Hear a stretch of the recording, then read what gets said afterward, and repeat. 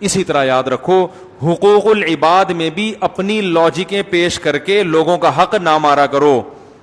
کسی کے گھر جانا ہوا, میرا ایک بڑی عمر کی خاتون ہے بیچاری, ان کے گھر میں گیا تو بیوہ ہیں وہ, تو انہوں نے میری دعوت کی. وہ ماشاءاللہ بڑا گھر, پتہ چلا جی وہ ان کے بھائی نے اب ان کو گھر سے نکال دیا, بیوہ بہن کو. کیوں نکالا؟ کہ بھئی یہ گھر ہم رینٹ پہ دے رہے ہیں. تو میں نے ان سے ویسی باتوں میں پوچھ لیا, میں نے کہا یہ گھر کا مالک کون ہے؟ انہوں نے کہا میرا بھی اس میں حصہ ہے 20% یا 25%.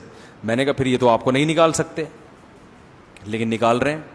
وہ کہہ رہے ہیں ہم نے آپ پر خرچ اتنا کیا, ہمیشہ آپ کا خیال کیا ہے, ایکچولی ہم ہی تو آپ کا, اب آپ رہیں کرائے پر رہیں, ہم اس کو کرائے پر. میں نے کہا اگر کرائے پر دیتے ہیں تو اس کرائے کا 20% آپ کو دیں, اس کے لیے بھی تیار نہیں ہے. اور دلائل کے ایکچولی اصل میں وہ ہم ہی تو ہیں. جیسے آج کل جو بھائی بہن کی وراثت کھاتا ہے نا, اس کے بعد دلائل بہت ہوتے ہیں.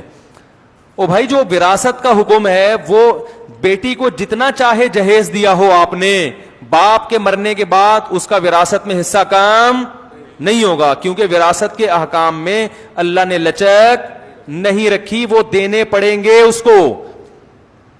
لوگ دلائل پہ آ جاتے ہیں, یار اس کو ضرورت نہیں ہے. بھائی جان آپ وہ کروڑ پتی کیوں نہ ہو اور آپ قحط سے مر رہے ہو, پھر بھی اس کا وراثت میں حصہ نکلے گا. دیکھو اسلام میں ایک بھائی ہے جو ارب پتی ہے اور ایک کے پاس گٹکے کے پیسے بھی نہیں ہیں, وراثت میں دونوں کا حصہ برابر ہے. جو غریب ہے وہ یہ کہہ کے زیادہ پیسے نہیں لے سکتا کہ تمہیں کیا ضرورت ہے لہذا یہ پلاٹ بھی میرا ہو گیا. او بھائی نہیں لے سکتے آپ کو دینا پڑے گا. اسی طرح ماں اپنے بچوں کی وراثت غصب, بولو بھائی, نہیں کر سکتی.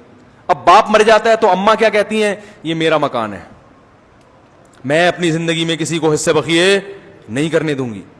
ابھی باپ کا کفن میلا نہیں ہوا, میرے میاں کی جائیدادیں بٹنا شروع ہو گئیں, نہیں میں نہیں دوں گی, میں یہ نہیں کروں گی. بھائی یہ آپ کا ہے ہی نہیں, یہ کس کا ہے؟ یہ اللہ نے جس کا کہہ دیا یہ اس کا ہے. اس میں بیٹے کا اتنا ہے, بیٹی کا اتنا. میرے پاس کیس آتے ہیں, میں کہتا ہوں بھائی اماں کا 8واں حصہ ہے 12.5%, اس کے بارے میں اماں کو اللہ نے اختیار دیا ہے کہ وہ ایک دھیلا بھی کسی کو نہ دیں. وہ کہیں یہ میرا ہے, میرے میاں سے مجھے 8واں حصہ ملا ہے 12.5%, یہ میں کسی کو نہیں دوں گی. بالکل رائٹ ہے ان کا, باقی ان کا ہے ہی نہیں تو کسی کو دینے کا, وہ تو اللہ نے دے دیا نا. کیا ہو گیا بھائی؟ اگر اللہ نے ماں کو یہ حق دیا ہوتا تو قرآن میں اللہ وصیت کے حکام بیان نہ کرتا وراثت کے. اللہ کہتے ہیں جو ماں جس کو جتنا دینا چاہے اس کو دے دینا, اگر وہ نہ دینا چاہے تو پھر میرے حساب سے پھر اتنا بنتا ہے اتنا دے دینا. کہیں بھی قرآن نے نہیں کہا. اللہ نے کہا یوصیکم اللہ فی اولادکم, اللہ نے تمہاری اولاد کے بارے میں تمہیں بتا دیا, ابا مرے گا بیٹے کو دگنا, بیٹی کو اس کا آدھا ملے گا, تو وہ ملے گا. اس میں ماں کو روکنے کا رائٹ نہیں ہے. کہیں مائیں بیٹیوں کی وراثت نہیں دینے دیتی, کہیں بیٹوں کی نہیں دینے دیتی, کہیں کسی کو بھی نہیں دینے دیتی, میں زندہ ہوں, میں یہ نہیں ہو سکتا. تو بھائی جب آپ کا انتقال ہوگا, اللہ نہ کرے آپ کو اللہ زندگی دے, تو پتہ نہیں اس وقت کتنی تبدیلیاں ہو چکی ہوں. بعض دفعہ آپ کا انتقال 30 سال کے بعد ہو رہا ہے, بچوں کو ضرورت اب ہے, وہ 30 سال کے بعد بچے کہیں گے ابا اب اماں اب ہمارے انتقال کا ٹائم آ چکا ہے, اب ہم نے اس وراثت کا کرنا کیا ہے.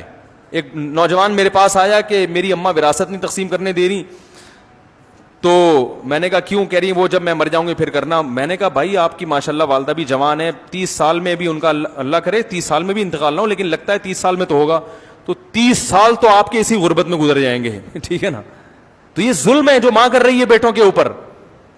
تو یہ وہ احکام ہیں جس میں شریعت نے لچک نہیں رکھی.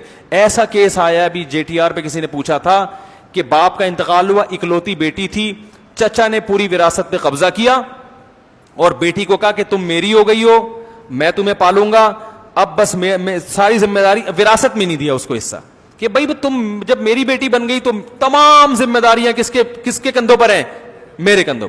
پھر اس پلاٹ پہ ماشاءاللہ چچا نے مسجد بھی بنائی اور دکانیں بھی بنائی اور بیٹی کو بھی پال رہا ہے. میں نے کہا بھائی یہ مسجد میں نماز پڑھنا جائز؟ بولو بھائی, یہ بیٹی کی وراثت کی زمین پر بنی ہے مسجد, اس میں نماز پڑھنا, یہ مسجد ہے ہی نہیں شرعی, غصب کی زمین پہ ہے. چچا کو چاہیے کہ آپ اس کی وراثت پوری اس کے حوالے کرو, پھر آپ اس کو پالو. کیا خیال ہے؟ پھر پالو آپ اس کو, پھر لوگ کہیں گے ماشاءاللہ. اب ساری وراثت کھا کے آپ بھتیجی کی کفالت کر رہے ہو, یہ اللہ کی طرف سے اجازت نہیں ہے تو بھائی اپنے آپ کو شریعت کا پابند بناؤ, ایک دائرے میں لے کر آؤ, اس کے حساب سے حقوق کا تعین کرو, اخپل طریقے سے فیصلہ نہ کرو. آپ پٹھان ہیں بھائی, اخپل طریقہ پتہ ہے نا کسے کہتے ہیں؟ اخپل طریقہ ہے. اخپل طریقے سے فیصلے کر رہے ہیں کہ یہ اصل میں یوں ہو رہا ہے, اخپل طریقے سے جرگے بیٹھ بیٹھ کے فیصلہ کر رہے ہیں. اللہ اس کے رسول صلی اللہ علیہ وسلم نے ہمارے لیے حدود کھینچ دی ہیں کہ بھئی آپ کو اس طرح سے یہ حقوق ہیں, اس سے زیادہ آپ کا نہیں اور اس سے زیادہ اس کا حق نہیں ہے. بھائی سمجھ میں آ رہی ہے یا نہیں آ رہی ہے؟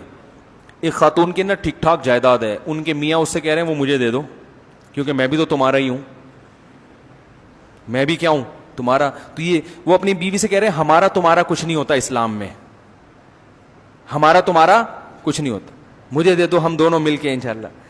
تو میں نے ان سے کہا, میں نے کہا بھائی ویسے تو آپ کے میاں دینا چاہیں تو پوری جائیداد دے دیں, لیکن یہ کوئی طریقہ ساڑھی عقلچ آ نہیں رہا. بھائی آپ کا ہے تو آپ کے ابا کی وراثت ملی ہے, اپنے نام رکھو. میاں سے بولو بھائی اگر اللہ نہ کرے تم غریب ہو گئے, تمہارا کوئی حالت خراب ہو گئے تو ٹھیک ہے, جیسے محلے پڑوس والوں کی مدد کرنا جب اسلام کا حکم ہے تو میاں کی مدد کرنا تو اور زیادہ ثواب ہے اس میں, تو ہم انشاءاللہ آپ کی ہیلپ کریں گے, ٹھیک ہے نا. کبھی راشن ہم ڈلوا لیں گے, کبھی انڈے ہماری طرف سے آ جائیں گے, مرغی کے انڈے, اور کبھی جناب وہ گوشت ہم لے آیا کریں گے. آپ جب تک بے روزگار پھرو گے ہم آپ کی ہیلپ کریں گے, لیکن اگر ہمیں اندازہ ہو گیا کہ آپ اس ہیلپ کی وجہ سے بے روزگار ہیں ٹھیک ہے نا, تو اسی وقت ہماری طرف سے ہیلپ, کیونکہ بعض دفعہ جب بیگم کھلا رہی ہوتی ہے تو پھر میاں چوڑا ہو جاتا ہے, وہ پھر بالکل ہی اپاہج ہو جاتا ہے, تو اس میں ہم کہتے ہیں کہ بھائی پھر ہیلپ نہیں کرو. ہاں وہ اپنی ذمہ داری پوری کر رہا ہو, پھر غریب ہے تو پھر ضرور ہیلپ کرنی چاہیے. تو باؤنڈری اللہ نے کھینچ دی ہے بھائی, اس سے آگے نکلنے کی کوشش. ہم لوگ پورے اسلام کو فالو کرنا چاہتے ہی نہیں ہیں, ہمارے ساتھ بڑی ٹینشن ہی ہے, آدھی آدھی چیزیں چل رہی ہیں. دیکھو خدا کی قسم, جب آپ دوسرے کا حق دو نا تو پھر اپنا حق لینے میں بھی مزہ آتا ہے. میں تو لوگوں کو بولتا ہوں کہ وراثت لیا کرو, معاف واف نہیں کیا کرو. لوگ کہتے ہیں یار آپ کیسی باتیں سکھا رہے ہو. خاص طور پہ خواتین کو میں کبھی ترغیب نہیں دیتا کہ معاف کریں. میں کہتا ہوں یہ حد حرام, پہلے ہی بہنوں کی وراثت آج کل نہیں دی جا رہی ہے. ان کو میں ترغیب دیتا ہوں کہ بھائی کو بولو کہ محبت سے دے دو, ورنہ تھانے جا کے ہاں ایف آئی آر کٹواؤں گی میں. تو پھر لوگ کہتے ہیں یہ تو آپ بہن بھائیوں کو لڑوا رہے ہیں. میں کہہ رہا ہوں لڑوا وہ رہا ہے جو حق نہیں دے رہا. بھائی قطع رحمی کا گناہ اس کو ہوگا جو حق دبا کے بیٹھا ہوا ہے نا, اس کو تھوڑی گناہ ہوگا جو حق مانگ رہا ہے. قطع رحمی جرم ہے, مگر جو اس جرم کا سبب بنے گا وہ گناہگار ہوگا نا. ارے بھائی آپ نے آپ کی مثال دے رہا ہوں, آپ نے لیے نہیں, 1 لاکھ روپے لے لیے. اب میں آپ سے جا کے محبت سے کہہ رہا ہوں میرے 1 لاکھ روپے دے دو, آپ کو نہیں دے رہا. میں کہہ رہا ہوں ایسے کی تیسے میں آپ کے گریبان پکڑ رہا ہوں. لوگ کہہ رہے ہیں مسلمان پہ ہاتھ اٹھانا ناجائز ہے, تو ایسے موقع پہ تھوڑی کہا جائے گا. میں کہوں گا بھائی ناجائز ہے, مگر اس ناجائز کام کا سبب کون بن رہا ہے؟ یہ بندہ پیسے کھا کے بیٹھا ہوا ہے, اس کو گناہ ملے گا. لوگ دونوں کو ملامت کر رہے ہوتے ہیں. تو قطع رحمی حرام ہے, مگر جو قطع رحمی کا سبب بنتا ہے وہ اس کو گناہ ملے گا. جو سبب نہیں بن رہا وہ تو اپنا حق لے رہا ہے نا, اس کو تھوڑی گناہ ملے گا. تو جب بھی بہن بھائی سے وراثت مانگتی ہے, بھائی یہ تانا دیتے ہیں کہ بہن بھائیوں کے رشتے کو کیا دراڑیں قائم کی جا رہی ہیں پلاٹوں کے چکر میں. دیکھو تم میری بہن ہو, یہ مال ایسی چیز نہیں ہے جس سے ہم اپنا رشتہ خراب کریں, یعنی نہیں مانگو مجھ سے ٹھیک ہے نا. تو بھائی مال ایسی چیز نہیں ہے جس سے ہم رشتے خراب کریں, لہذا وہ مال اس کے حوالے کر دینا چاہیے. یہ ہے اصل مطلب.